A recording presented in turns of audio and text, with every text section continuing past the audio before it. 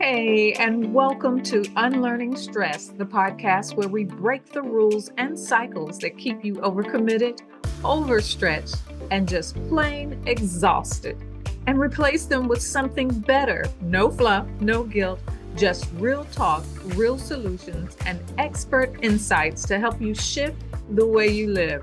Whether you're here for the first time or you've been with me for a while, you're in the right place. I'm Mischelle O'Neill, your resident emotional wellness coach, and I'm here to help you unlearn the patterns that are wearing you down so you can live with more ease, clarity, and control. Let's get to it.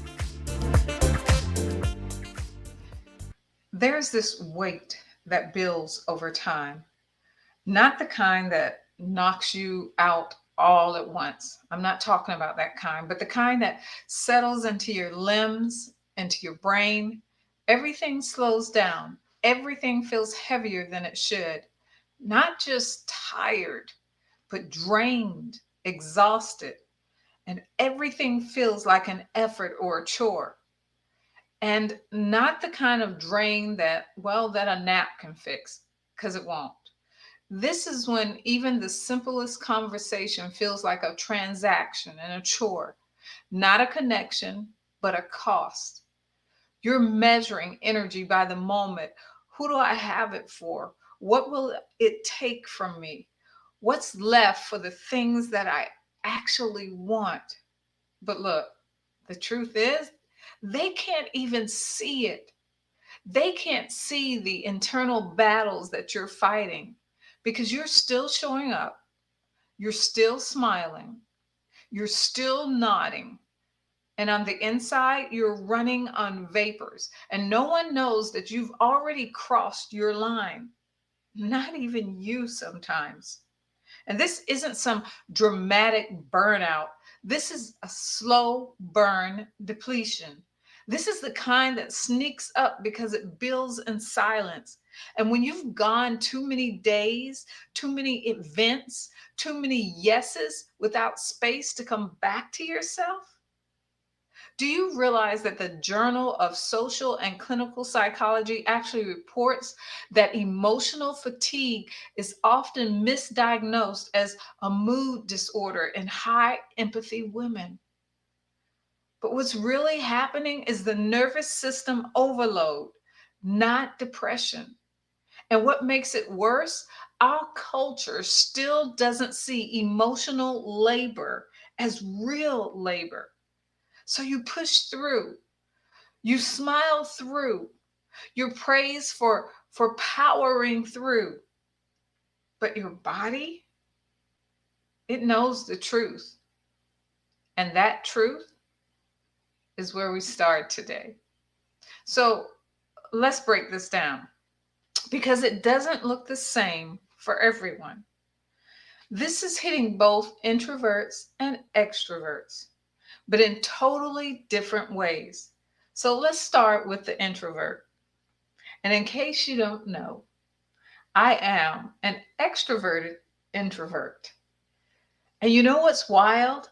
Even when you're not around people, you're still carrying them. You're carrying their words, their energy, that one comment that you're still dissecting 3 days later. You're carrying that conversation. You're carrying the emotions and feelings that either you imagine or you felt going through it.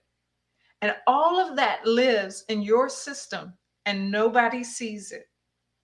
You get praised for being calm, for being thoughtful, but they don't see the mental tabs that are still open from the last three conversations that you never got to close. And if you want to see a real good visual of this, think about the last time you were on your computer and you were on one of the on your web page in one of the browsers. Let me ask you this. How many tabs did you have open on your browser? That's what I'm talking about when just imagine that each one of those tabs was a conversation that you've had in the last few days and you haven't closed them out. That's what you are holding. You're already depleted before the first "how have you been" leaves your mouth, because for you, it's not just social, it's sensory, it's energetic, it's so deep. The room might be light for others, but for you, you're reading body language, you're tracking tone shifts, you're feeling all the unspoken tensions. And it's not that you can't do it, is that you can't do it endlessly. It's okay for a short period of time, but you never close your tab. You don't let it go. But you know what's even harder is that even when you know you need rest, you struggle to give it to yourself. You tell yourself that, "Oh, it's not that bad. I've done more before. I should be able to handle this." And you wait for a crash to validate the slowdown that you needed days ago. I know, because I've been there. And I can even say that I was addicted to the crash, because then I was allowed to rest.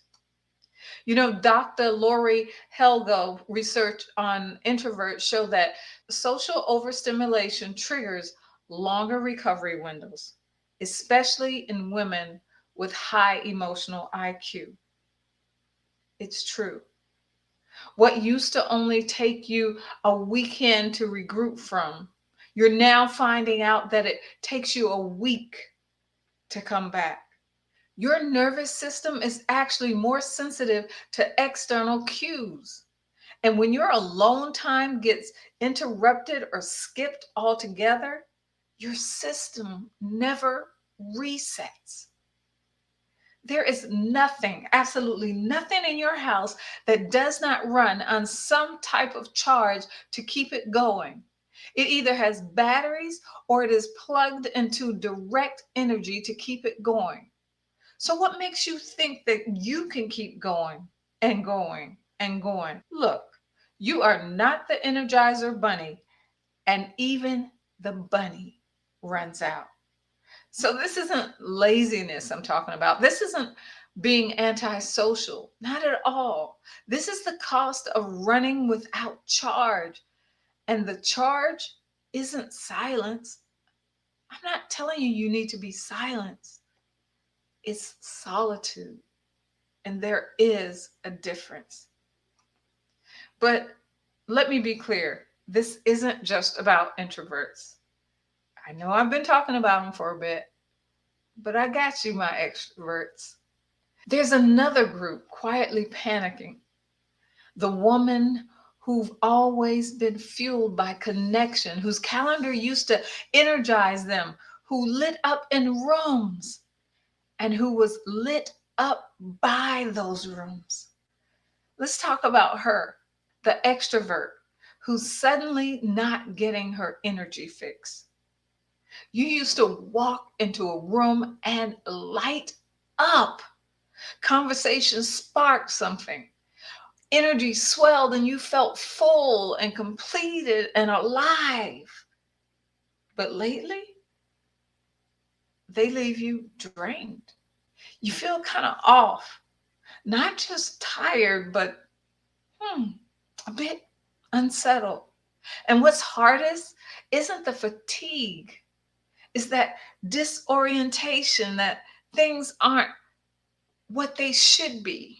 And you don't recognize yourself in this new silence, and you wonder, is something wrong with me? Because extroverts don't get energy from being alone, they get energy from that engagement. But when engagement starts to feel like output, like effort, like performative hosting, you're no longer fed. What you're doing is you're managing energy leaks. And that hits you at the core, at your identity. You've been the one that people count on to bring the energy, to keep the conversation going, to make others feel seen. It's who you've always been. So when that no longer fuels you, it shakes you. It shakes something deep inside of you. What do you do when the thing that used to fill you, that made you feel alive, starts to actually drain you? Well, here's what science tells us. Burnout is not just physical exhaustion. It's emotional and identity exhaustion. And according to recent studies in the Journal of Social and Personal Relationships, extroverts under prolonged emotional labor report a collapse of their social battery. Not because they're not social anymore, but because they've confused connection with performance. And that performance comes with a cost. So, this isn't about bubble baths or vacations. This is about nervous system recovery. And for some women, the only way back is to retreat, not from life, but from the noise.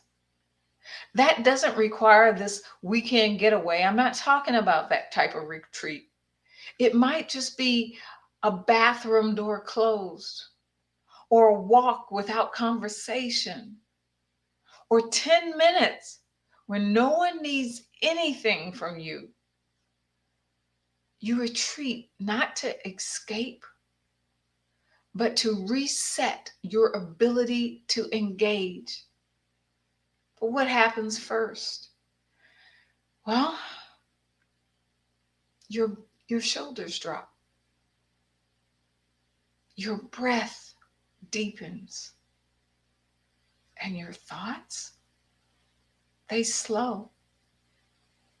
Slowly, that mental checklist starts to fade, and you stop solving. You stop giving. You just are. And in that quiet, your system recalibrates. You start to feel again. You remember what matters, and you want to come back, not to performance, but to presence. And while I'm thinking about this, I want to give you something to help you with this at the end of the podcast and in the show notes. But first, I want to practice this together so you get a feeling for what I'm talking about. So, are you ready? You might not even know what real retreat feels like. Maybe you've never let yourself have it. So, let's slow this down. Let's find it. Start by giving yourself permission. I want you to say it to yourself, even out loud if you can. I don't have to earn this pause. Did you say it? Come on, say it with me. I don't have to earn this pause. Now, put your feet flat on the floor. I want you to feel it under you.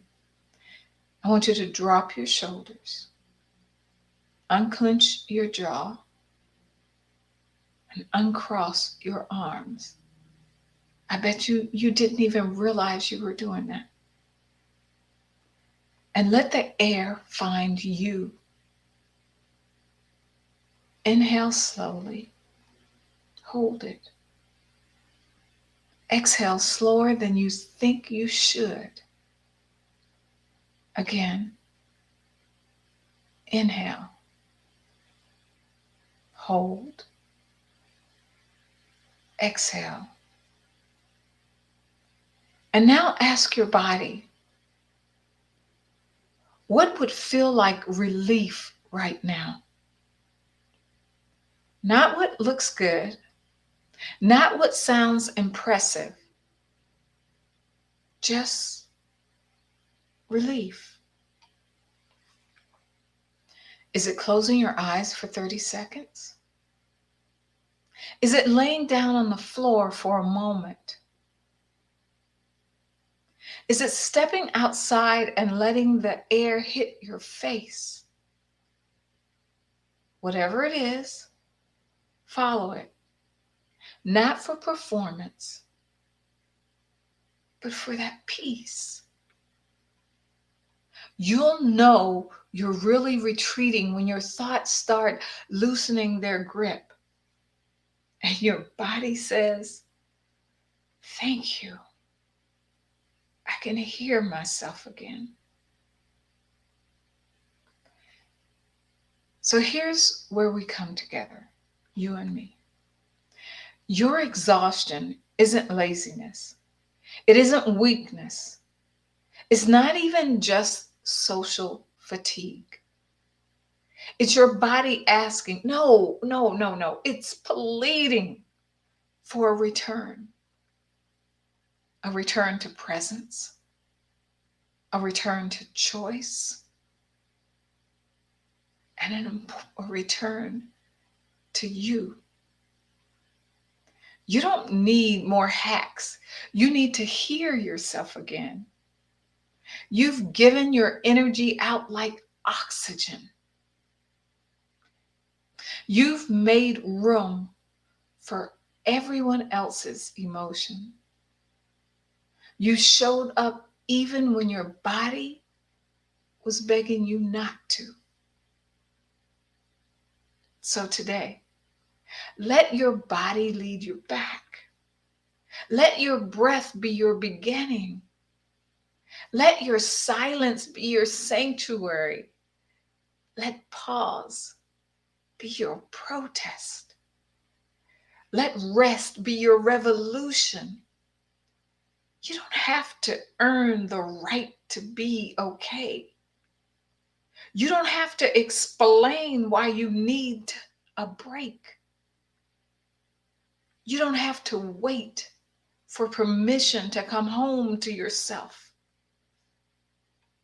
You are so much more than this. And your healing doesn't have to look like hustle. So pause. Listen.